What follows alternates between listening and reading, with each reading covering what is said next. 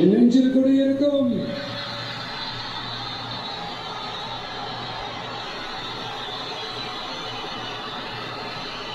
தமிழக மக்கள் உங்கள் அனைவருக்கும் என்னுடைய வணக்கமும் என்னுடைய நன்றிகளும். குறிப்பா திருச்சி கிழக்கு தொகுதி மக்கள் உங்கள் அனைவருக்கும் என்னுடைய ஸ்பெஷல் வணக்கமும் ஸ்பெஷல் நன்றிகளும். இதை நான் ஏன் இப்படி சொல்றேன்னா, என்னை இப்போ பெரம்பூர் தொகுதி எம்எல்ஏன்னு தான் சொல்லுவாங்க. பட் ஆனா அது எலெக்ஷன் கமிஷனோட அந்த சட்ட விதிகளுக்கு மட்டும்தான் அப்படி. ஆனா என்னை பொறுத்த வரைக்கும், தமிழ்நாட்டை பொறுத்த வரைக்கும், தமிழ்நாட்டுக்கு எப்படி திருச்சி ஒரு இதயம் மாறியோ, அந்த மாதிரி என்னோட இதயத்துக்கு திருச்சி கிழக்கு தொகுதி மக்களும் ரொம்ப ரொம்ப ரொம்ப க்ளோஸ் தான். அதுல எந்த மாற்றமும் கிடையாது. சரிங்களா?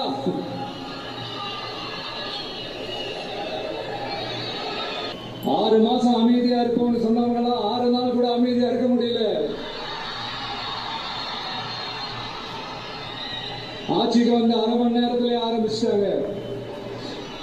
பாவம், ஒரு கல்யாண வீட்டுல எல்லாம் போய் புலம்பிட்டு இருக்காங்க. நான் சொன்னதெல்லாம் நடக்குதா? 1 by 1 எல்லா புலம்பல்ஸும். அது மாதிரி இத்தனை வருஷமா மாத்தி மாத்தி உங்களை ஏமாத்திக்கிட்டு இருந்த இந்த 2 பேரையும் வேண்டாம்னு சொல்லி ஒதுக்கிட்டு உங்களுக்காக உண்மையா உழைக்க வந்த உங்க விஜய, உங்க அண்ணனை, உங்க தம்பிய முதல் அமைச்சரா இல்ல முதல் சேவகனா ஆக்கியிருக்கிறீங்க. தலை வணங்கி ஒட்டுமொத்த தமிழக மக்களுக்கும் இந்த நேரத்தில் என்னுடைய நன்றியை தெரிவிச்சுக்கிறேன். இந்த நேரத்தில் எங்களுக்கு ஆதரவு தெரிவிச்ச அத்தனை இயக்கங்களுக்கும், அத்தனை இயக்கத்தின் தலைவர்களுக்கும் மீண்டும் என்னுடைய நன்றியை தெரிவிச்சுக்கிறேன்.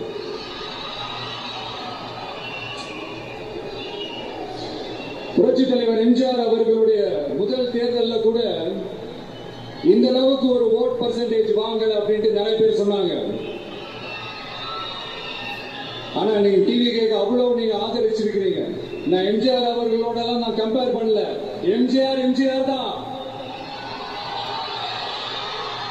ஆனா நாம பெரியார், அண்ணா, எம்ஜிஆர் அவர்கள் வழியில ஒரு அன்பா உழைக்க வந்த உங்க விஜய், அவ்வளவுதான்.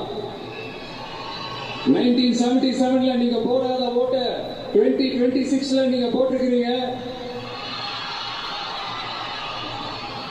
என்ன ஒண்ணு, இன்னும் கொஞ்சம் அதிகமா ஆதரிச்சிருந்தீங்கன்னா கொஞ்சம் நல்லா இருந்திருக்கும். பரவாயில்ல, ஃபியூச்சர்ல வரப்போற எல்லா தேர்தலையும் உங்களுடைய முழு சப்போர்ட் என்னால வாங்க முடியும்ன்ற அந்த ஒரு நம்பிக்கை இப்போ என் மனசுல ரொம்ப ஆழமா பதிஞ்சிருக்கு.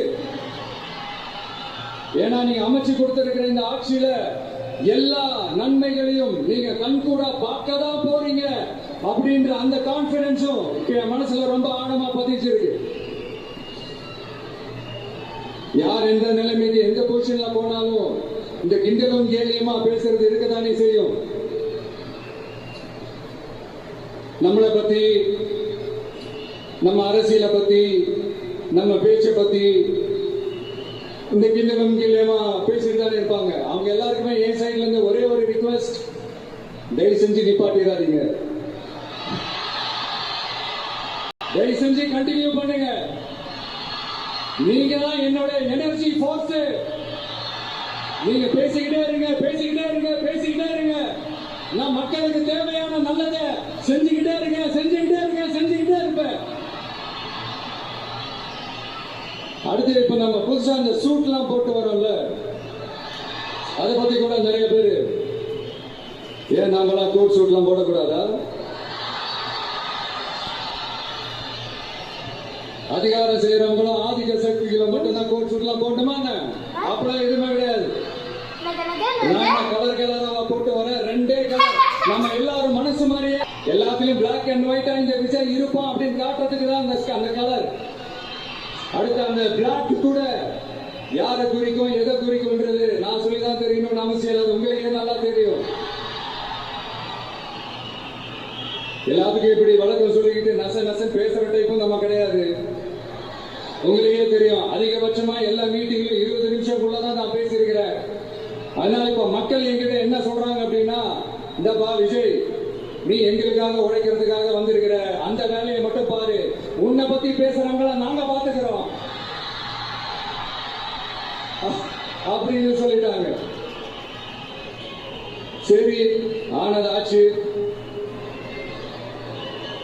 இதெல்லாம் உனக்கு எதிரிகளே இல்லையா அப்படின்லாம் கேட்டா, அப்படிலாம் நான் சொல்ல மாட்டேன், அப்படிலாம் நான் நினைக்கவும் மாட்டேன், அப்படி நினைக்கவும் கூடாது. இப்பவும் சொல்றேன், அரசியல் ரீதியா சொல்றேன், 2 பேருக்கு நடுவுல தான் போட்டியே.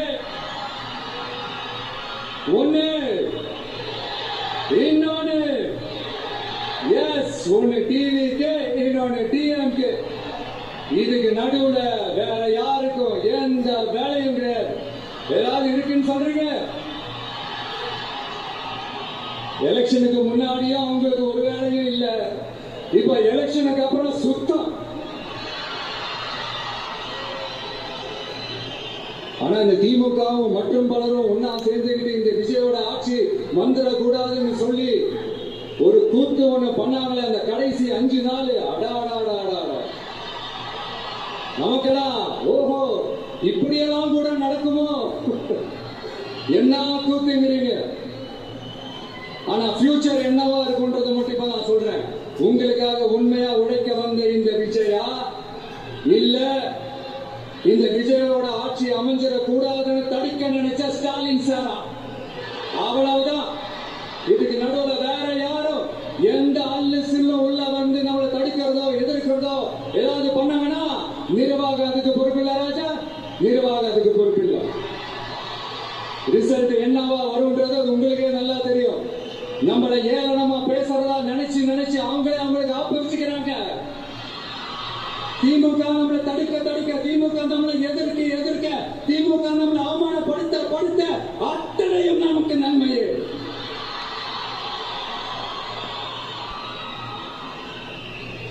ஒண்ணு கவனிச்சீங்களா மக்களே, நம்ம ஆட்சிக்கு வந்ததுக்கு அப்புறம் ஒரு விஷயம் ஒண்ணு நடந்துகிட்டு இருக்கு.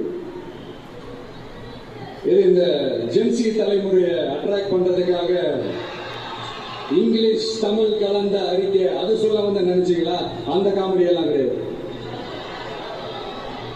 அடுத்து இந்த ரியாலிட்டியை மறந்துட்டு இந்த ரீல்ஸ் போடுறது அது சொல்ல வந்தீங்களா? அந்த காமெடியும் கிடையாது. இது சீரியஸா ஒரு விஷயம் நடந்துகிட்டு இருக்கு. முன்னெல்லாம் சட்டசபையில யார் பேசினா நமக்கு என்ன, யார் அடிச்சுக்கிட்டா நமக்கு என்னன்ற போட்டெல்லாம் இப்ப சட்டசபையில என்ன நடக்குது, என்ன பேசுகிறாங்கன்றது ரொம்ப உன்னிப்பா கவனிக்கிறாங்க. கவனிச்சீங்களா? திமுக ஸ்டைலே சொல்லணும்னா ரீல்ஸ் போட்ட கூட்டம் இப்ப நியூஸ் பார்த்துக்கிட்டு இருக்கிறாங்க. அதுல நமக்கு சந்தோஷம் தான், பெருமை தான். நம்மளுடைய யங்ஸ்டர்ஸ், நம்ம பெண்கள் எல்லாம் அந்த அரசியல் என்னன்னு தெரிஞ்சுக்கணும், அந்த அரசியல் என்னன்னு புரிஞ்சுக்கணும், அப்படி ஒரு விழிப்புணர்வு ஏற்பட்டிருக்கு. அதுல எங்களுக்கு சந்தோஷம் தான். இதெல்லாம் யாரால நடந்திருக்கின்றது நான் சொல்லிதான் உங்களுக்கு தெரியணும்னு அவசியம் இல்லை, அது உங்களுக்கு நல்லா தெரியும். இப்படிப்பட்ட நம்ம தெய்வங்களை, இப்படிப்பட்ட நம்ம மக்களை தற்குறின்றது இன்னமும் சொல்லிட்டு இருக்கிறாங்க. நான் காஞ்சிபுரத்துல சொன்னதான் இங்க நான் திரும்ப ரிப்பீட் பண்றேன். நீங்க தற்குறின்னு சொன்னீங்களே, அவங்கதான் உங்களோட அரசியல் வாழ்க்கையே ஒரு கேள்விக்குறி ஆக்கி இருக்கிறாங்க. கேள்விக்குறி ஆக்கிட்டாங்க, இன்னமும் ஆக்க போறாங்க. அன்னைக்கு நான் சொன்னப்போ சிரிச்சவங்களா இன்னைக்கு என்ன பண்ண போறாங்களோ? உண்மையை சொன்னாதான் அந்த கூட்டத்துக்கு கசக்குமே. உண்மையிலே நீங்க மக்கள் மனசை புரிஞ்சு வச்சிருந்தீங்கன்னா நீங்க இப்படி மக்களை தப்பாவே பேசியிருக்க மாட்டீங்க.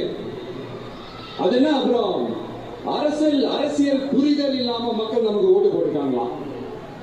இந்த கவர்ச்சியில மயங்கி மக்கள் நமக்கு ஓட்டு போட்டுருக்காங்க. நான் என்ன, சரி விடுங்க.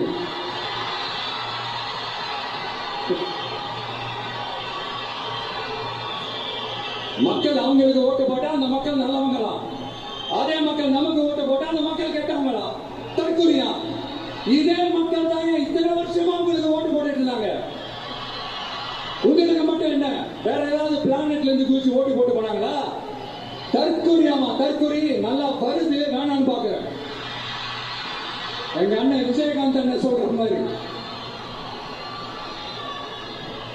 அண்ணா அவர்கள் ஆரம்பிச்ச கட்சியை ஒரு அடிமை கூடாரம் ஆக்குனது யாருங்க சார்? இப்படி எல்லாம் ஆக்கிட்டு உண்மையை சொல்லி உடன்பிறப்பேவா? உங்களோட அந்த உண்மையான உடன்பிறப்புகள் என்ன சொல்றாங்க தெரியுமா சார்? திமுக இப்படி ஆனதுக்கு காரணம், அந்த காரணத்தை வெளியில போய் தேடாதீங்க, உங்க குடும்பத்துக்குள்ளே கேளுங்கிறாங்க. உங்களுக்காக மாடா உழைச்சி தேய்ச்சி போய் கிடக்கிறோம். திமுக இப்படி ஆனதுக்கு காரணம் உழைக்காம சொகுசா இருக்கிற உங்க குடும்பத்துக்குள்ளேயே போய் கேளுங்கிறாங்க. ஒவ்வொரு திமுக தொண்டரும் அதை சொல்றாங்க. அதை புரிஞ்சுக்காம நம்மளையும் நம்ம மக்களையும் தப்பா பேசிக்கிட்டு, நீங்க மக்களை தப்பா பேசுனீங்கன்னா இந்த விஷயம் வந்து கேள்வி கேட்பான், சும்மா இருக்க மாட்டான். இந்த விஷயம் தமிழ்நாட்டு மக்களும் வேறு வேறு இல்லை. இந்த விஷயம் தான் தமிழ்நாட்டு மக்களோட ஒரு உண்மையான ஒரே பிரதிநிதி. இது இன்னைக்கும் சரி, நாளைக்கும் சரி, நாளைக்கும் சரி, இதுதான் நிஜம். மறுபடியும் சொல்றேன், நமக்கு மக்களுக்கும் இடையே இருக்கிற இந்த பூர்வ ஜென்ம பந்தத்தை, அந்த உறவை ஏதோ இந்த சதிகள் சூழ்ச்சிகள் பண்ணி யாராலையும் எதுவும் கெடுக்கவே முடியாது. கெடுக்க ட்ரை பண்ணீங்க. நம்ம ஆட்சிக்கு வரதுக்கு முன்னாடி என்ன சதிகள், என்ன சூழ்ச்சிகள், இதெல்லாம் பண்ணி எப்படி எப்படியெல்லாம் தடுத்துடலாம்னு. ஆனா இப்ப ஆட்சிக்கு வந்த இந்த சாமானிய மக்கள் ஆட்சிய நீங்க இந்த எதிர்கட்சியா இருக்கும் போது ஒண்ணு யூஸ் பண்ணுவீங்கல்ல, இந்த பழைய டெக்னிக், அதெல்லாம் யூஸ் பண்ணி நம்மளையும் மக்களையும் பிரிச்சலாம்னு நினைச்சீங்கன்னா அது ஒரு காலம் நடக்காது. மக்கள் எல்லாம் ரொம்ப தெளிவாயிட்டாங்க சார், ரொம்ப தெளிவாயிட்டாங்க. அதனால ஒரு ஆக்கப்பூர்வமான ஒரு எதிர்கட்சியை செயல்பட்டு மக்கள் மனசை வெல்ல பாருங்க. கடைசி லாஸ்ட் 1 மந்த் நடந்த ஒரு சில விஷயங்கள் உங்ககிட்ட நான் ஷேர் பண்ணணும்னு ஆசைப்படுறேன். இந்த 200 யூனிட் மின்சாரம், கட்டணம் இல்லா மின்சாரம் அறிவிச்சோம். அதுல ஆல்ரெடி இருந்த 100 யூனிட் திமுக கொடுத்தது கிடையாது. மேடம் ஜெயலலிதா மேடம் இருந்தப்போ செஞ்சுட்டு போனது. ஸ்டாலின் சார் பதவி போன அந்த கடுப்புல அறிக்கையா விட்டு தள்ளிட்டு இருக்கிறாரு. என்ன பண்ணீங்க உங்களுடைய ஆட்சியில? மக்கள் பணத்தை, டாஸ்மாக்ல இருந்து அடிச்ச அந்த பணத்தை, ஊழல் செஞ்ச அந்த ஃபைல